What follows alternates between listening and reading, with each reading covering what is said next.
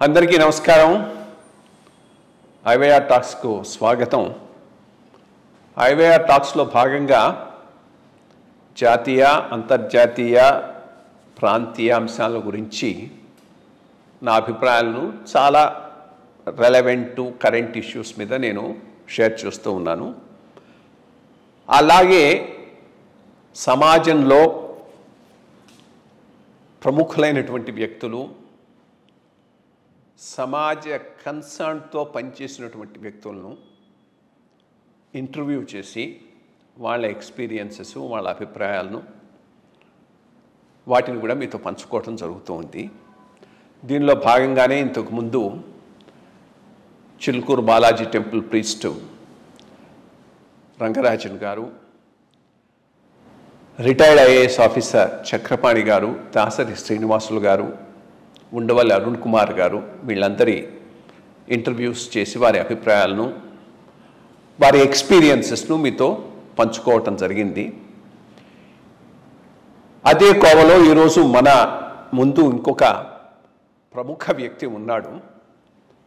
ఈయన పేరు లంక వెంకట సుబ్రహ్మణ్యం గారు, ఎల్వి సుబ్రహ్మణ్యం గారు, ఎల్విఎస్ అంటూ ఉంటాం. ఐఏఎస్లో నా కొలీగు, ఆంధ్రప్రదేశ్ క్యాడర్లో పనిచేశాడు. నాకు తెలిసి 1983 బ్యాచ్లో either the youngest or one of the youngest officer.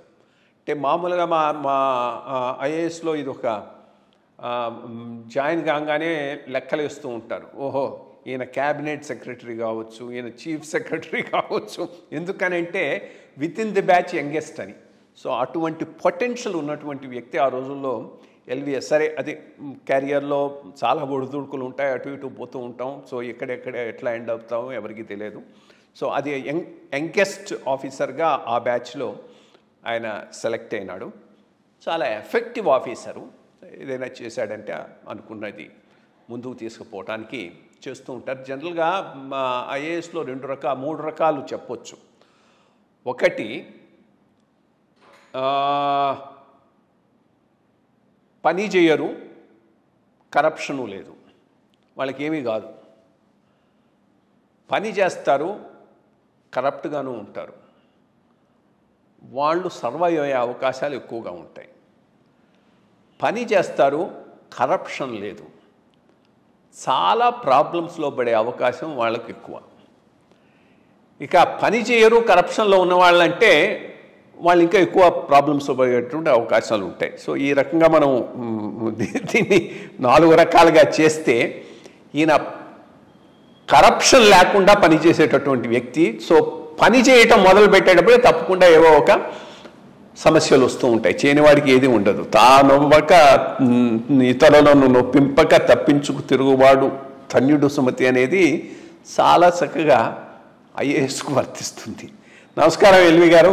Sir నమస్కారం. సార్ నమస్కారం. చాలా సంతోషం మీతో ఈరోజు థ్యాంక్ యూ అనుభవాలు పంచుకోవడానికి అవకాశం రావడం. ముందు అసలు మీ ప్రస్థానం గురించి మొదలు పెడదాం. నాకు తెలుసు, ఇన్ఫ్యాక్ట్ నా తర్వాత మీరు టీటీడీ ఈవోగా వచ్చారు. టీటీడీ ఈవోగా వచ్చినప్పుడు అక్కడ అప్పుడు ఎంపీగా ఉండేవారు ఈయన చింతామోహన్ గారు. వారు వచ్చి, ఇదేంటి సార్ టీటీడీ ఈవో కావాలంటే టీచర్ల కొడుకులే అయ్యి ఉండాలన్నా అన్నాడు. ఎందుకంటే నేను టీచర్ కొడుకును. He came to know that you are also a teacher's son. So ఇదేంటి ఐఏఎస్ అంతా టీచర్ల కొడుకులతోనే నిండిపోయినట్టుంది అని ఆయన జోకులర్గా మాట్లాడాడు. సో మీ ప్రస్థానం కాస్త చెప్పండి, మీ బ్యాక్గ్రౌండ్ అది. Then will go with other things. Sir మా నాన్నగారు ఆంధ్ర విశ్వవిద్యాలయంలో ఆంగ్ల శాఖలో పనిచేసేవారు. వారి జన్మస్థలం మచిలీపట్నం. మా తల్లిగారిదేమో అవినగడ్డ దగ్గర ఉన్న నాగాయలంక పరిసరాల్లో ఉన్న మర్రిపాలెం అనే గ్రామం. సో నా జన్మ మర్రిపాలెంలో జరిగింది. తర్వాత మా తండ్రి గారు ఆంధ్ర యూనివర్సిటీలో BA honours, MA honours, PhD చేసిన తర్వాత అక్కడ ఆంగ్ల శాఖలో ట్యూటర్గా ప్రారంభించి ప్రొఫెసర్గా కూడా వారు ఎదిగారు. అందుకని నా విద్యాభ్యాసం అంతా కూడా ఇంటర్మీడియట్ దాకా నాది విశాఖపట్నంలో జరిగింది. ప్రథమం నేను కొటాక్ సొల్యూషన్ హై స్కూల్ అని చెప్పి అక్కడ 5వ తరగతి దాకా చదువుకున్నాను. తర్వాత విశాఖ ట్యుటోరియల్ కాలేజీలో 6th 7th నుంచి 10th మెట్రికులేషన్ దాకా చదువుకున్నాను. తర్వాత మిస్సెస్ ఏవియన్ కాలేజీలో ఇంటర్మీడియట్ చదువుకున్నానండి. తర్వాత కొన్ని మంచి ఆలోచనలతో మా నాన్నగారు వీడు విశాఖపట్నంలో వీడు బాగా చదువుకోవట్లేదు అనే ఒక భయంతో నన్ను శ్రీ సత్యసాయి కాలేజీలో వైట్ఫీల్డ్ అక్కడ చేర్పించారు బ్యాచులర్ ఆఫ్ ఆర్ట్స్కి. తర్వాత అక్కడే ఉండి బెంగళూరు యూనివర్సిటీలో పొలిటికల్ సైన్స్ ఎంఏ చదివానండి. ఇది నా విద్యాభ్యాస వివరాలు. కాబట్టి 14-16 సంవత్సరం దాకా విశాఖపట్నంలో గడిపాను. 16 నుంచి 21 దాకా వైట్ఫీల్డ్లో నేను గడిపాను. 22వ సంవత్సరం నిండిన తర్వాత ఈ సివిల్ సర్వీసెస్ పరీక్షకు వచ్చాను నేను. అంతకు పూర్వం నాకు టీచింగ్లోనే ఉండడం నాకు ఇష్టం కాబట్టి, టీచింగ్లో ఉండాలంటే ఎంఫిల్ పిహెచ్డి ఉండాలి కాబట్టి ఎంఫిల్ కోసం ప్రయత్నం చేద్దామనే దృష్టితో ఢిల్లీలో జవహర్లాల్ నెహ్రూ యూనివర్సిటీలో ప్రయత్నం చేసి అక్కడ అడ్మిషన్ సంపాదించి పొలిటికల్ సైన్స్లోనే సెంటర్ ఫర్ పొలిటికల్ స్టడీస్లో అప్పట్లో ఎంఫిల్కి రిజిస్టర్ చేసుకున్నాను నేను.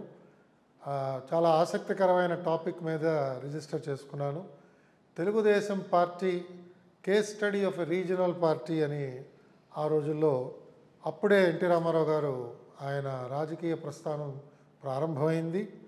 ఆ నేపథ్యంలో నేను కూడా అది టాపిక్గా తీసుకుని ఎంఫిల్కి జవహర్లాల్ నెహ్రూ యూనివర్సిటీలో సెంటర్ ఫర్ పొలిటికల్ స్టడీస్లో చేరానండి. అది కోర్స్ వర్క్ వరకు పూర్తి చేయగలిగాను. ఈ లోపల ఈ సివిల్ సర్వీసెస్లో రాణించడం వల్ల అది వదిలేసి ట్రైనింగ్కి వెళ్ళడం జరిగిందండి. ఈ విధంగా ఏజ్ ఆఫ్ 23 మీరు అన్నట్టుగా సివిల్ సర్వీసెస్లో చేరానండి. Very good. దెన్ సివిల్ సర్వీసెస్లో మీరు సబ్ కలెక్టర్గా ఎక్కడున్నారు, కలెక్టర్గా ఎక్కడ, కొంత ఆ బ్యాక్గ్రౌండ్ బిఫోర్ సెక్రటరియట్కి వచ్చే ముందు మీరు చేసినటువంటి దాంట్లో ఏవైనా worthwhile experiences which you could recollect that would be educative basically. తప్పకూడదు. నేను నల్గొండ జిల్లాకి నా జిల్లా శిక్షణకి వెళ్ళటం జరిగింది, ట్రైనింగు. ఇంతవరకు ఎవరిని నల్గొండ జిల్లాకి అప్పటివరకు ఎవరిని పంపలేదండి. నేనే మొట్టమొదటి వాడిని. కాబట్టి జిల్లాలో కలెక్టర్ ముందు నాకు ఎస్పీకే నాయుడు గారు ఉండేవారండి. దాని తర్వాత ఏకే గోయల్ గారు వచ్చారు. సో నల్గొండ జిల్లాలో నా ట్రైనింగ్ పూర్తి చేసుకుని శిక్షణ అయిపోయిన తర్వాత నాకు పరకాల్లో సబ్ కలెక్టర్గా పోస్టింగ్ ఇచ్చారు వరంగల్ జిల్లా. పరకాల్లోనే ఉండగానే జిల్లా నుంచి ప్రతిపాదన పంపించి ములుక్కి sub division headquarters IAS direct recruit district sub division head క్వార్టర్స్ని ములుక్కి మార్చడం జరిగిందండి. నేనే చర్య తీసుకోవడం జరిగింది. ములుగులో కొన్నాళ్ళు చేశాను. దాని తర్వాత పార్వతీపురంలో ఐటీడీఏలో పనిచేయడం జరిగింది. తర్వాత జాయింట్ కలెక్టర్గా కొన్ని నెలలు గుంటూరులో చేసి మహబూబ్నగర్ జిల్లాకి జిల్లా కలెక్టర్గా వెళ్ళానండి. ఈ జిల్లా అనుభవాల్లో పరకాల్లో ఉన్నప్పుడు గోదావరి వరదలు చాలా చాలా తీవ్రంగా వచ్చాయి, మీకు జ్ఞాపకం ఉంటుంది. ఆ వరదల్లో విశేషమైన కార్యక్రమాలు గిరిజనుల కోసం ప్రత్యేకంగా వారందరికీ విశాలంగా ఎత్తైన ప్రదేశాల్లో వాళ్ళ గృహ సముదాయాలు కట్టడానికి ఒక గొప్ప అవకాశం నాకు లభించింది. అలాగే సమ్మక్క సారలమ్మ జాతర నిర్వహణ చేయడం ఒక గొప్ప అనుభూతినిచ్చింది. తర్వాత బాండెడ్ లేబర్ రిహాబిలిటేషన్ ప్రోగ్రాం కూడా పెద్ద ఎత్తున ఆ రోజుల్లో చేయడం జరిగింది. ఇది నాకు వెంటనే జ్ఞాపకం వచ్చే అంశాలు. పార్వతీపురం ఐటీడీఏలో అనేక విషయాల్లో చాలా మంచి ఫలితాలు లభించాయి ఆ రోజుల్లో. పార్వతీపురంలో 3 సంవత్సరాలు ఐటీడీఏలో చేశానండి. ఐటీడీఏలో 3 సంవత్సరాలు చేయటంలో ప్రత్యేకంగా చెప్పుకోదగ్గది విద్యా సంబంధించినది గిరిజన విద్యకి ఒక పెద్ద పీట వేయటం, దాంట్లో అనేక మెరుగులు తీసుకొచ్చి ఒక బృందంగా టీచర్స్తో పాటు పనిచేయడం వల్ల విశేషమైన ఫలితాలు ట్రైబల్ ప్రాంతాల్లో రావడం. ఆ సంవత్సరాలలో విజయనగరం జిల్లా మైదాన ప్రాంతంలో ఉన్న పిల్లల కంటే గిరిజన పిల్లల యొక్క ఫలితాలు ఇంకా విశేషంగా ఉండడం అందరి దృష్టిని అవి ఆకర్షించాయండి. అలాగే ట్రైబల్ ప్రాంతంలో మెనింగోకోకల్ మెనింజైటిస్ అనే ఒక వ్యాధి, తీవ్రమైన ఒక వ్యాధి పిల్లలందరికీ రావడం వల్ల అనేక మంది పిల్లలు రోగగ్రస్తులు అవ్వడం, వారందరినీ ఆసుపత్రులకు తీసుకెళ్ళటం. మీకు తెలుసు, ట్రైబల్స్ ప్రాథమికంగా వారు వెంటనే ఆధునిక వైద్యాన్ని స్వీకరించరు. సో వాళ్ళందరినీ కూడా ఒప్పించి వాళ్ళందరినీ కూడా ఈ ఆసుపత్రులకు తీసుకెళ్ళటం, వారందరికీ కూడా నయమైన తర్వాత వాళ్ళ గ్రామాలకు తీసుకెళ్ళటం, ఇదంతా ఒక గొప్ప అనుభూతిని నాకు మిగిల్చింది. అలాగే పోడు ప్రాంతాల్లో జీడి చెట్లు, మామిడి చెట్లు అభివృద్ధి చేయటం, తద్వారా గిరిజనుల యొక్క ఆదాయ వనరులు పెంచడం. తర్వాత ఆ రోజు ఆనాటి ముఖ్యమంత్రి ఎన్టీఆర్ గారి సహాయంతో మైనర్ ఇరిగేషన్కి ఒక పెద్దపీట వేసి అనేక చెక్ డ్యామ్స్, తర్వాత లిఫ్ట్ ఇరిగేషన్ స్కీమ్స్ అన్నీ, అంటే గిరిజన్ డెవలప్మెంట్ ఏజెన్సీ కాలంలో తీసిన లిఫ్ట్ ఇరిగేషన్ స్కీమ్స్ అవన్నీ మూలపడితే అవన్నీ మళ్ళీ రిపేర్ చేసి ట్రైబల్స్కి ఉపయోగంగా తీసుకురావడం, ఇవన్నీ కూడా పెద్దపెట్టున చేయడం జరిగిందండి. ఆ 3 సంవత్సరాలు కూడా గిర్రున తిరిగిపోయింది. చాలా మంచి అనుభవాలతో అక్కడి నుంచి గుంటూరు జాయింట్ కలెక్టర్గా వెళ్ళాను. అక్కడ ఎక్కువ రోజులు ఉండలేకపోయాను. వెంటనే అక్కడి నుంచి నన్ను జిల్లా కలెక్టర్గా మహబూబ్ నగర్కి బదిలీ చేశారండి. 1990 నుంచి 92 దాకా నేను మహబూబ్ నగర్ జిల్లా కలెక్టర్గా చేశాను. తర్వాత నా అభీష్టం మేరకే నన్ను ట్రాన్స్ఫర్ చేసి హైదరాబాదు పంపించారు. ఎందుకంటే కొలంబో ప్లాన్ కింద ఆ రోజుల్లో యూకే వెళ్ళడానికి సమాయత్తం అవుతుంటే ఇంకొక జిల్లాకి వెళ్ళడానికి నేను వెంటనే నా సంసిద్ధతని తెలపలేదు. నాకు వద్దన్నట్టుగానే చెప్పాను. అందుకు వాళ్ళు హైదరాబాద్ తీసుకొచ్చారు. ఆ విధంగా నా జిల్లాల అనుభవం 85, 86 నుంచి ప్రారంభిస్తే 92 దాకా జరిగిందండి. మహబూబ్ నగర్లో మీరు ఉన్నప్పుడే గిరిధర్ సబ్ కలెక్టర్గా ఉన్నాడా? అంటే గిరిధర్ కిడ్నాప్ అయిన టైంలో మీరే కలెక్టరు. అది ఐ థింక్ ఆ ఇన్సిడెంట్ ఒకటి నాకు గుర్తు. ఎందుకంటే అప్పుడు మహబూబ్ నగర్ వచ్చాం, గద్వాల్ దాకా కూడా నేను కూడా వెళ్ళటం జరిగింది. Mahabubnagar course one of the చాలా బ్యాక్వర్డ్ డిస్ట్రిక్ట్స్లో ఒకటి, and a challenging district also to work. జిల్లా కలెక్టర్గా అనుభవాలు, ఈ కిడ్నాప్ ఇన్సిడెంటు, దాని బ్యాక్గ్రౌండ్ అది కూడా చెప్పగలిగితే ఐ థింక్. మహబూబ్ నగర్ జిల్లా మీరు చెప్పినట్టుగానే అప్పటి ఆంధ్రప్రదేశ్లో అనంతపురం జిల్లా తర్వాత మహబూబ్ నగర్ జిల్లా అతి విశాలమైన జిల్లా. సుమారు 19,000 చదరపు ఎకరాల కిలోమీటర్ల దూరం జిల్లా. ఒక మూల నుంచి ఇంకో మూలకు మనం ప్రయాణం చేస్తేనే ఒక రోజుగా ఆల్మోస్ట్ గడిచిపోతుంది. పెద్ద జిల్లా, 64 మండలాలు, 4 సబ్ డివిజన్స్. అలాగే మనకి సృష్టిలో ఉన్న అన్ని సమస్యలు కూడా ఆ జిల్లాలో మనకి నమూనాలు దొరుకుతాయి. మీరు వెనకబాటుదనం అనండి, అంటరానిదనం అనండి, కమ్యూనల్ సమస్యలు అనండి, నక్సల్ సమస్యలు అనండి, వ్యవసాయ సంబంధిత క్షామ పరిస్థితులు కానివ్వండి, ఏది తీసుకున్నా కూడా మహబూబ్ నగర్ జిల్లాలో మనకి నమూనా తప్పకుండా లభిస్తుంది. అలాగే విశేషమైన ఒక ఆదరణ ఆ జిల్లా ప్రజల నుంచి నేను లభించింది నాకు ఆ 2 సంవత్సరాల్లో కూడా. విశేషంగా మేము ఆ రోజుల్లో ప్రయత్నం చేసింది యువజన సంఘాలని ఏ విధంగా అభివృద్ధి పదంలోకి తీసుకురావాలి. ఎందుకంటే వీళ్ళందరూ కొంత నక్సలిజం వైపు, కొంతమంది వేరే రకంగా అందరూ హైదరాబాద్ వచ్చే ఇక్కడ ఏమీ పని లేకపోయినా కూడా అక్కడ సంపాదన అంతా ఇక్కడ ఖర్చు పెట్టడం, విలాసవంతమైన జీవితం కోసం హైదరాబాద్కు రావడం, కానీ వాళ్ళు ఏ విధంగా కూడా అభివృద్ధి చెందకుండా ఉంటున్నారనే ఒక ఆందోళన జిల్లాలో నాకు అప్పటికప్పుడు వినిపిస్తూ ఉండేది. అలాగే మీకు తెలుసు, మహబూబ్ నగర్ జిల్లా నుంచి వలస కొన్ని వేల కుటుంబాలు ప్రతి సంవత్సరం కూడా పాలమూరు లేబర్ అని చెప్పి వాళ్ళు వెళుతూ ఉండేవారు.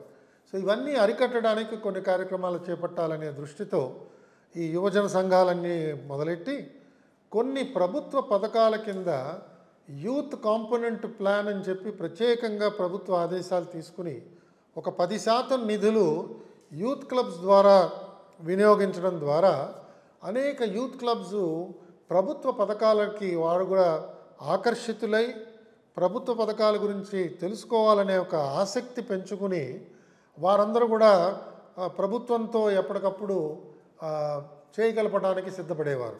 ఇదొక మంచి మార్పు తీసుకొచ్చింది జిల్లాలో. అలాగే రెండవది, ట్రైబల్స్ ప్రాంతంలో అంటే మన్ననూరు ప్రాంతంలో, కొల్హాపూర్ ప్రాంతంలో, ఆ ప్రాంతంలో అంతవరకు కూడా మనకి నీటి వనరులు సమృద్ధిగా లేవు. కాబట్టి చాలామంది అదంతా అప్పర్ ప్లాటో అంటారు కదా, కాబట్టి అక్కడ నీరు లభించదు అనే ఒక ఆలోచనతో ఉండేవారు. అక్కడ విశేషంగా మేమందరం గ్రౌండ్ వాటర్ సర్వే బాగా చేసి అక్కడ బావులు తవ్వించడం వల్ల అనేక గిరిజన గ్రామాల్లో వ్యవసాయానికి కావాల్సిన సదుపాయాలు ఆ విధంగా లభించాయండి. అదొక మంచి అనుభవం. అలాగే నారాయణపేట ప్రాంతంలో కొన్ని ప్రాంతాలు ఐడెంటిఫై చేసి అక్షర కిరణం అనే ఒక కార్యక్రమాన్ని మొదలెట్టి టోటల్ లిటరసీ క్యాంపెయిన్ ఆ రోజుల్లో పాక్షికంగా, అంటే కొన్ని జిల్లాలు మీకు తెలుసు వాళ్ళందరూ కూడా సంపూర్ణ అక్షరాస్యత కోసం వాళ్ళు ప్రయత్నం చేశారు. బట్ మహబూబ్ నగర్లో నాకు జ్ఞాపకం ఉంటే ఆ రోజుల్లో 24%, 25% ఉండేది అక్షరాస్యత. దాన్ని 100% ఒకేసారి చేయడం చాలా కష్టం. కాబట్టి మనం అంచెలంచెలుగా చేద్దామని ఒక 7 మండలాలు 2 మున్సిపాలిటీస్ తీసుకుని అక్షర కిరణం కార్యక్రమాన్ని అధ్యాపకుల సహాయంతో చేయడం జరిగింది. వారందరూ కూడా చాలా చక్కగా సహాయ సహకారాలు అందించారు. ఈ విధంగా మహబూబ్ నగర్ జిల్లాలో కార్యక్రమాలన్నీ చేశాం. తర్వాత ప్రభుత్వం ఆ రోజుల్లో స్పెషల్ ఏరియా ప్రోగ్రామ్ అని చెప్పి యాంటీ ఎక్స్ట్రీమిస్ట్ యాక్టివిటీని చేసేవాళ్ళు డెవలప్మెంట్ సంబంధించి, అది విశేషంగా అమలు చేయడం. ఆ రోజుల్లో ప్రభుత్వం నక్సలైట్స్ వాళ్ళు కూడా కార్యక్రమాలు చేయొచ్చు, పబ్లిక్ మీటింగ్స్ వాళ్ళు పెట్టుకోవచ్చు అనే దృష్టితో అనుమతులు ఇచ్చారు. మీకు జ్ఞాపకం ఉంటే ఆ అనుమతులు కూడా రద్దు అవ్వడం ప్రారంభమైంది మహబూబ్ నగర్ జిల్లాలో. ఇందాక మీరు ప్రస్తావన చేసినట్టుగా ఆ రోజు సబ్ కలెక్టరు గిరిధరు అతన్ని గద్వాలు తన ఇంటి నుంచి కిడ్నాప్ చేసుకుని వెళ్ళారు నక్సలైట్స్. అప్పుడు వెంటనే నేను ఏపీ సివిల్ లిబర్టీస్ కమిటీ సభ్యులతో మహబూబ్ నగర్లో కూర్చొని మాట్లాడి, నాకు చాలా జ్ఞాపకం, మల్లు మాసిరెడ్డి గారు అని చెప్పి ఆ రోజుల్లో ఏపీసీఎల్సీ సెక్రటరీ ఉండేవారు. ఆయన్ని వెంటనే నేను కబురు పెట్టి పిలిచి మాట్లాడి, ప్రభుత్వం ఈ విధంగా నక్సలైట్స్ని మీరు ప్రజాజీవనంలోకి రండి, పబ్లిక్ మీటింగ్స్ పెట్టుకోండి అని అనుమతిస్తున్నప్పుడు మీరు ఈ విధంగా కిడ్నాప్ చేయడం అనేది చాలా దురదృష్టకరం. ఇది మేము ఏమాత్రం కూడా దీన్ని టాలరేట్ చేయం. కాబట్టి మీరు వెంటనే విజ్ఞప్తి చేసి గిరిధర కనుక వెంటనే రిలీజ్ అయితే మంచిది, లేకపోతే మీరు రేపు తలపెట్టిన అచ్చంపేటలోని సమావేశాన్ని రద్దు చేయాల్సి వస్తుంది. నాగర్ కర్నూలు అచ్చంపేటలో ఎక్కడ పెట్టారు వాళ్ళు, పెద్ద మీటింగ్ పెట్టి చాలామందిని తీసుకురావడానికి ప్రయత్నం చేస్తున్నప్పుడు మీరు రద్దు చేసుకోవాల్సి వస్తుంది. ఆ మీటింగ్ని మేము దాన్ని అంటే పర్మిషన్ లేని సమావేశంగా డిక్లేర్ చేయడం అవుతుంది, న్యాయబద్ధంగా జరగట్లేదు కాబట్టి పోలీసులు చర్యలు తీసుకుంటారు అని గట్టిగా మాట్లాడటం వల్ల మల్లూరి మాసిరెడ్డి గారు పాపం ఆయన ప్రయత్నం ఆయన చేశారు.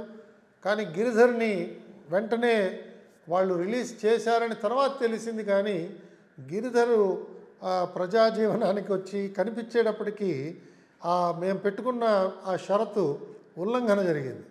కాబట్టి ఎస్పీ గారు, నేను అప్పట్లో దివంగతులైన సిఎస్ నాయుడు గారు ఎస్పీగా ఉండేవారు. సో సిఎస్ నాయుడు గారు నేను ఇద్దరం మాట్లాడుకుని ఈ మీటింగు ఇది రద్దు చేసుకోవాలి, దీనికి ప్రభుత్వ అనుమతి లేదు అని ప్రభుత్వ అనుమతితో మేము దాన్ని ప్రకటన చేయడం, తర్వాత పోలీస్ ఫైరింగ్ జరగడం, అందులో కొంతమంది మరణించడం, ఇవన్నీ కూడా పెద్దపెట్టిన జరిగాయి. అది బహుశా ఆంధ్రప్రదేశ్ రాష్ట్రంలో ఒక మైలురాయిగా మిగిలిపోయింది. ఎందుకంటే దాని తర్వాత ప్రభుత్వం మళ్ళా కఠిన వైఖరి ప్రారంభించి వీళ్ళకి అనుమతులన్నీ రద్దు చేసి వెంటనే నల్గొండ జిల్లాలో దీని యొక్క పర్యవసానం కనిపించింది. అక్కడ ఆ రోజుల్లో జేవి రాముడు ఎస్పీగా ఉండేవారు, జనార్దన్ రావు ఉండేవాడు కలెక్టర్గా. వాళ్ళు దీన్ని పర్యవసానంగా అక్కడ కూడా రద్దులు చేసి ప్రభుత్వ విధానం కూడా అప్పుడు నక్సలైట్ ప్రాబ్లంకి మారింది. సో అదొక పెద్ద అనుభవం నాకు మహబూబ్ నగర్లో నాకు మిగిలిన అనుభవం.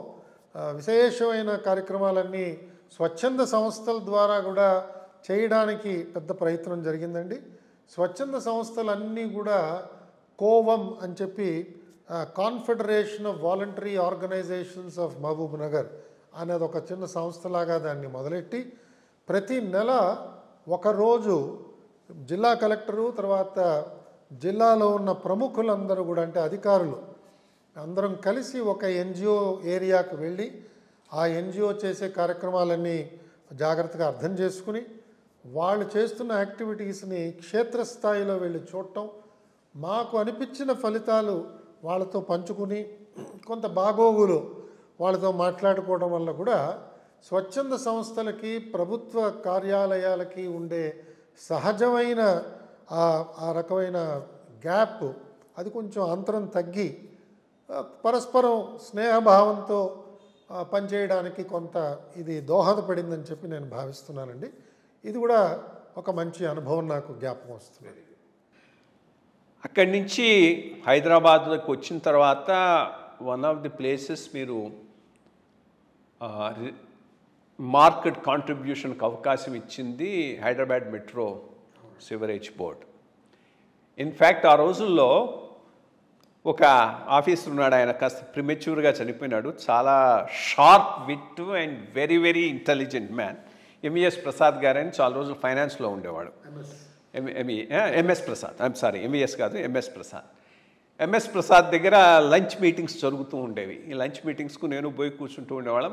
హిలేరియస్గా మాట్లాడుతూ నవ్విస్తూ ఉండేవాడు. ఒకరోజు మీ టాపిక్కే వచ్చింది, మీరు హైదరాబాద్ మెట్రో వాటర్ వర్క్స్లో ఉన్నాడని. అంటే అప్పుడు అంతా తవ్వేసేవాళ్ళు రోడ్లు, ఏమి పైప్ లైన్ వేయటానికి.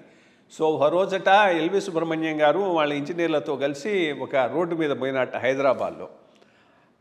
వాళ్ళ ఇంజనీర్లు పిలిచి, ఏంట్రా ఈ రోడ్డు సరిగ్గా ఉంది, అంతా సరిగ్గా ఉందంటే, లేదు సార్ సాయంత్రానికి దొవ్వేస్తామన్నారు అని తమాషగా చెప్పాడు. అంటే బేసిక్గా అది కొత్తల్లో హైదరాబాద్ మెట్రో వర్క్స్ సపరేట్ ఆర్గనైజేషన్గా పెట్టిన కొత్త రోజులు. మేబీ మీరు ఒకటో ఏమిటియా రెండో మూడో వాడి. సో లాట్ ఆఫ్ వర్క్ చేసినట్టున్నారు ఆ టైంలో. అది ఐ థింక్ ఎన్నాళ్ళు ఉన్నారు, ఏం చేశారు, అక్కడ ఉన్న సమస్యలు, ప్రాబ్లమ్స్, ఇదే జోక్ అపార్ట్ కాస్త మీరు షేర్ చేయొచ్చు. ఎంఎస్ ప్రసాద్ గారిని మీరు జ్ఞాపకం చేయడం నాకు చాలా సంతోషాన్ని ఇస్తుంది. ఎందుకంటే ఆయన విజయనగరం జిల్లాలో పనిచేసాం. ఆయన జిల్లా కలెక్టరు, నేను పార్వతీపురం ఐటీడీఏలో చేసేవాడిని. చాలా చనువుతో, చాలా ఆప్యాయతతో ఉండేవారు. మన హైదరాబాద్లో హైదరాబాద్ మెట్రో వాటర్ బోర్డు ఆ రోజుల్లో ఒక వరల్డ్ బ్యాంక్ ఫండెడ్ ప్రోగ్రామ్ అది అమల్లో ఉందండి.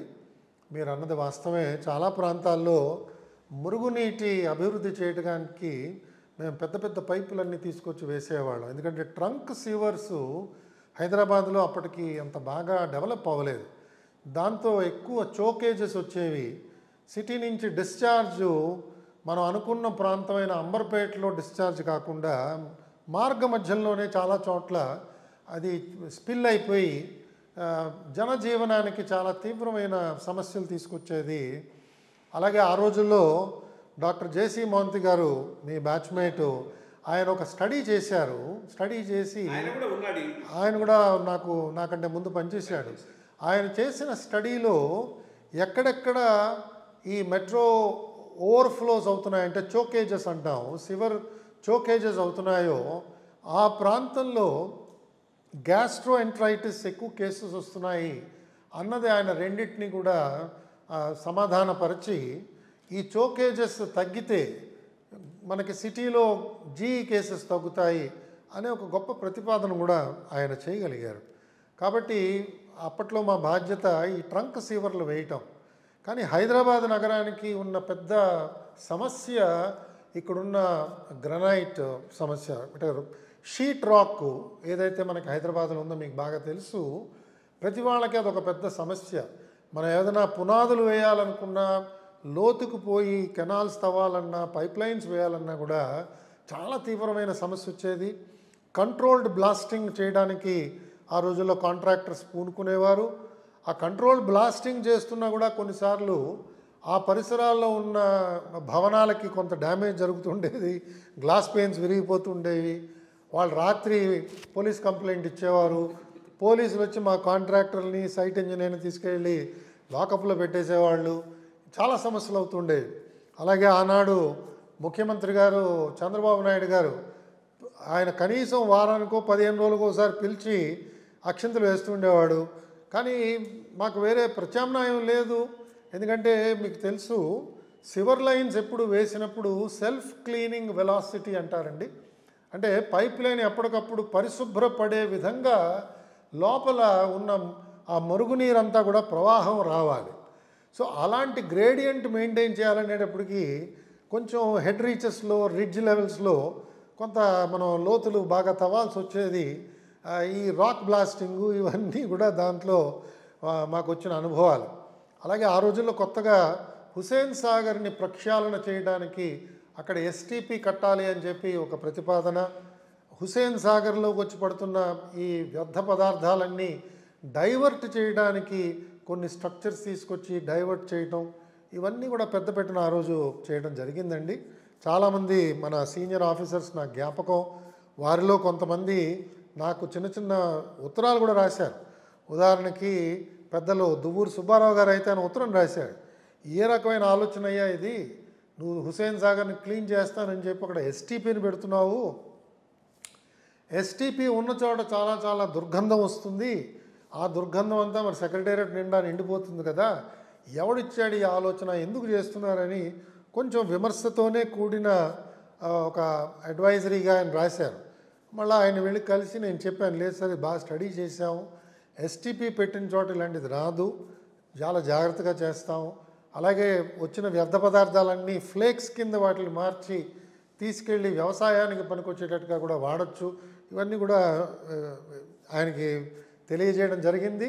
అండ్ ఇవాళ మనం చూస్తున్నాం ఆ ప్రాంతంలో వెళుతుంటే మనకి ఎస్టీపీ వల్ల దుర్గంధం ఎక్కడ రావట్లేదు, కానీ ఆ ఓవర్ఫ్లోస్ ఇంకా మనకు హుసేన్ సాగర్లో రావడం, దానివల్ల ఇంకా హుసేన్ సాగర్ మనం అనుకున్నట్టుగా ఆ ఒరిజినల్ ప్యూరిటీ వాటర్లో రావలేదు. ఇలా ఒకటి చేసామండి. తర్వాత మెట్రో వాటర్ బోర్డులో ప్రధానంగా మనకు ఉన్న పెద్ద ఛాలెంజు టారిఫ్, వాటర్ టారిఫ్ అండి. ఒక బాటిల్ ఆఫ్ వాటర్ మనం 12 రూపాయలకి కొంటే అదే బాటిల్ ఆఫ్ వాటర్ మెట్రోది తీసుకుంటే అది 0.02 పైసే, 1 పైసా కంటే తక్కువ ధరకి మెట్రో వాటర్ మనం ఇస్తున్నాం. ఇది ఎకనామికల్గా చాలా కష్టం. మీకు చాలా అనుభవం ఉంది, మీకు తెలుసు ఏ విధంగా ప్రభుత్వ రంగ సంస్థలకి సరైన ప్రైసింగ్ మెకానిజం లేకపోవడం వల్ల ఛాలెంజింగ్గా తయారయ్యేది. ఇవన్నీ కొన్ని ఎప్పటికప్పుడు అనుభవంతో ఉన్న మీలాంటి సీనియర్స్ని వెళ్ళి కలవడం, వాళ్ళకి ఎక్స్ప్లెయిన్ చేయడం వల్ల కొంత పరిష్కారం లభించింది. ఆ రోజుల్లో లభించిన గ్యాస్ ద్వారా ఉత్పత్తి అవుతున్న విద్యుత్ శక్తిని మేము కొనుగోలు చేయడం వల్ల సుమారుగా ఒక 5 మెగావాట్లు మెట్రో బోర్డు చేత కొనిపించారు. ఆ రోజు హరిహరన్ గారు ప్రిన్సిపల్ సెక్రటరీగా ఉండేవారు, ఎంఏయుడి. ఆయనకున్న ఆలోచనతో ఆయనది చాలా గొప్ప ప్రతిపాదనగా తయారు చేసి కొంత ఒత్తిడి తీసుకొచ్చి అది కొనిపించారు. దానివల్ల కూడా మాకు చాలా మనకి ప్రైస్ కొంత తగ్గింది, కొంత ఉపయోగం అయింది. అలాగే అన్అకౌంటెడ్ ఫర్ వాటర్ సప్లై అనే అదొక పెద్ద ఏరియా ఆఫ్ కన్సర్న్. నాకంటే ముందు పనిచేసిన స్వర్గస్థులైన భాస్కర్ గారు దాంట్లో చాలా గొప్ప పని చేశారు. ఆయన చేసిన పనిని ఇంకొంచెం ముందుకు తీసుకెళ్తూ ఈ లీక్ డిటెక్షన్ ఎక్విప్మెంట్ తీసుకెళ్ళి సరఫరా జరుగుతున్న సమయంలో పైప్ లైన్ మీద భూమి మీద నడుస్తుంటే ఎక్కడ నీరు వృధాగా పోతుందో దాని పరిశీలన చేసి పసిగట్టి ఆ ప్రాంతంలో పైప్ లైన్ మార్చడం వల్ల ఆ లీకేజెస్ తగ్గించవచ్చు. సో ఇలాంటివి మనం చేపడుతున్న కొద్దీ ఎప్పటికప్పుడు తవ్వవలసిన అవసరం వస్తుంటుంది. తర్వాత న్యాచురల్గా అసౌకర్యం కలుగుతుంది. ఆ రోజుల్లో ఉన్న నిబంధనలు ఏంటంటే కేవలం జిహెచ్ఎంసీనే రెస్టరేషన్ చేసేది. సో తవ్వడం వరకు మేము కనిపించేవాళ్ళం, రెస్టరేషన్ వాళ్ళ వల్ల ఏమైనా ఆలస్యం జరిగితే ఆ నింద కూడా మా మీద అది పడుతూ ఉండేది. ఇది ఈ రకంగా జరిగేది. కానీ తదనంతరాన ఒక గొప్ప ప్రయోగం చంద్రబాబు నాయుడు గారు ముఖ్యమంత్రిగా ఉన్నప్పుడు మన ఉన్నతాధికారులు కొంతమంది ఈ కోఆర్డినేషన్ కమిటీ అని చెప్పి దాన్ని ఒకటి ప్రవేశపెట్టామండి జంట నగరాల్లో. దానివల్ల చాలా మంచి ఫలితాలు వచ్చాయి. అధికారులందరూ కూడా ఒక బృందంగా తయారయ్యి ప్రతి వారం బుధవారం నాడు అందరం కలిసి ఒక మినీ బస్సులోకి ఎక్కి ఒక్కొక్క జోన్కి ఇన్స్పెక్షన్స్కి వెళ్ళేవాళ్ళం అండి. ఆ జోన్లో ఆ శాఖకు సంబంధించిన కొన్ని ఛాలెంజెస్ ఏమున్నాయో అక్కడున్న జిహెచ్ఎంసి జోనల్ కమిషనర్ ఆయన ఐడెంటిఫై చేసేవారు. ఆ ఒక్కొక్క ఇష్యూని తీసుకుని ఒకవేళ కొత్తగా ఫ్లైఓవర్ కడుతుంటే ఆ ఫ్లైఓవర్ నిర్మాణం వరకు జిహెచ్ఎంసీ దగ్గర నిధులు ఉంటాయి, లేదా హూడా ఆ రోజులో కట్టేది హూడా దగ్గర నిధులు ఉంటాయి. కానీ వాళ్ళు వేసే మార్గంలో పైప్ లైన్లు ఉంటాయి.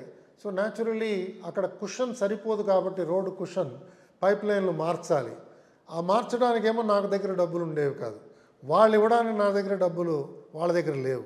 కాబట్టి నేను ప్రత్యేకంగా ఏదో ఒక స్కీమ్ కింద డబ్బులు తీసుకొచ్చి ఈ పైప్ లైన్ మార్చగలిగితే వాళ్ళు దీన్ని పబ్లిక్ ప్యాసేజ్ కింద కన్వర్ట్ చేసి దీన్ని వాడటానికి వీలుండేది. సో ఈ సమన్వయం రావడానికి వీలుగా ఈ కోఆర్డినేషన్ కమిటీని నెలకొల్పడం, ఆ మీటింగ్ అయిన తర్వాత మేము అందరం కలిసి పలహారం చేయడం, మీడియాతో పాటు పలహారం చేయడం, మీడియాకి ఒక్కొక్క శాఖ ఏ చర్యలు తీసుకోబోతుందో వాళ్ళకి చెప్పడం, వాళ్ళు ప్రజలందరికీ కూడా వివరంగా దాన్ని రాయడం, దీనివల్ల కొంత ప్రజల్లో కూడా చైతన్యం వచ్చి ఎలాంటి మార్పులు రాబోతున్నాయో వాళ్ళకు కూడా తెలియడం. ఒకవేళ ఆ మార్పులు తీసుకురావడంలో ఏమాత్రమైన ఆలస్యం జరిగినా కూడా వెంటనే వాళ్ళు కూడా కంప్లైంట్ చేసేవారు. అలాగే మీకు జ్ఞాపకం ఉంటుంది, ఆ రోజుల్లో మొట్టమొదటిసారిగా పబ్లిక్ వర్క్స్ జరుగుతున్న అన్ని చోట్ల కూడా బోర్డులు పెట్టేవాళ్ళం. ఇది మెట్రో బోర్డు చేస్తున్న పని, మీకు 15వ తారీఖు దాకా ఈ రోడ్డు కొంత అసౌకర్యం కలుగుతుంది, దయచేసి పబ్లిక్ ఇన్కన్వీనియన్స్కి మన్నించగలరు అనే ఏదో రకంగా ఒక భాషతో బోర్డులు పెట్టేవాళ్ళం. సో ఈ విధంగా కొంచెం ప్రజా సంబంధాలు కొంత మెరుగుపడేవి. అలాగే అందరం కలిసి సింగపూర్ పర్యటనకు పంపించారు. సో మేమందరం కూడా ఒక 4 రోజులు 5 రోజులు సింగపూర్ వెళ్ళి సింగపూర్లో ఎలాంటి ఏర్పాట్లు చేస్తున్నారు, ప్రజా సంబంధమైన అంశాలని ఏ రకంగా పరిష్కారం చేస్తున్నారు అని చూసినప్పుడు అనేక ఆలోచనలు మా అందరికీ తట్టాయి. తిరిగి వచ్చిన తర్వాత ఐటీ డిపార్ట్మెంట్ జె సత్యనారాయణ గారి నేతృత్వంలో ట్విన్స్ అని చెప్పి ఒక ప్రాజెక్ట్ ఫస్ట్ తీసుకొచ్చి twin cities information network service అనేదో మొదలెట్టి కామన్ బిల్లింగ్ సెంటర్స్ స్టార్ట్ చేసాం సార్. మీకు జ్ఞాపకం ఉంటుంది, లేకపోతే ఒక పౌరుడు ఎలక్ట్రిసిటీ బోర్డు బిల్లు కట్టాలంటే ఒక చోటకి, మెట్రో బోర్డు అంటే ఇంకో చోటకి, మున్సిపల్ కార్పొరేషన్ ఇంకో చోటకి, ఇలా వివిధ శాఖలు వివిధ ప్రాంతాల్లో విస్తరించి ఉండేవి. కాబట్టి కొంతమందికి బిల్స్ వెంటనే వచ్చేవి, విద్యుత్ శాఖకి బాగానే వచ్చేవి, కరెంట్ కట్ చేస్తారనే భయంతో. వాటర్ బోర్డుకి మాత్రం వెంటనే కట్టేవాళ్ళు కాదు. సో ఈ విధంగా మాకు అది అసౌకర్యంగా మారింది. కాబట్టి మేము కొంత దాన్ని చొరవ తీసుకుని మా డేటాబేస్ అంతా ఆ రోజుల్లో మాకున్న ఫైనాన్స్లో నాగేశ్వరరావు గారు, జీకే రావు అని ఇద్దరు చాలా గొప్పగా పనిచేసేవారు. వారందరూ వెంటనే దాన్ని కంప్యూటరైజ్ చేస్తే ఆ డేటా మేము మొదట దాన్ని ఇంప్లిమెంట్ చేయగలిగాం. కంప్యూటరైజ్డ్ బిల్లింగు, ఇలాంటి కొన్ని మార్పులు మీరు అడిగారు కాబట్టి అక్కడ 3 సంవత్సరాలు పనిచేశారు. బేసిక్గా సివిల్ సర్వీసెస్లో ఉన్న మేజర్ పాయింటే ఇది. మొన్న నేను చక్రపాణి గారితో మాట్లాడినప్పుడు కానీ, ఈరోజు మీతో మాట్లాడినప్పుడు కానీ, నేను ఇది చేశాను అని చెప్పుకోవటానికి సబ్స్టాన్షియల్ టైం ఉన్న చోట్లోనే మనకు ఆ అవకాశం వస్తుంది అండ్ ఆ వర్క్ కూడా ఉండిపోతుంది. ప్రాబ్లం ఏంటి అంటే పొలిటికల్ కానివ్వండి, అప్లికేషన్ ఆఫ్ మైండ్ లేకపోవటం. మోర్ ఇంపార్టెంట్లీ 6 నెలలకు 7 నెలలకు ఒక చోటు నుంచి ఇంకో చోటుకి మారుస్తూ ఉంటే 1 ఇయర్ ఉంటామే కానీ ఇది చేశామని మనం చెప్పుకోవడానికి సాటిస్ఫాక్షన్ ఉండదు, చేయటానికి అవకాశం కూడా ఉండదు. పెద్ద ఈ సివిల్ సర్వీస్లో ఉన్నటువంటి పెద్ద లోపమే అది. యాక్చువల్లీ గవర్నమెంట్ ఆఫ్ ఇండియాలో ఉన్న పెద్ద ప్లస్, స్టేట్స్లో ఉన్న పెద్ద మైనస్ ఇది.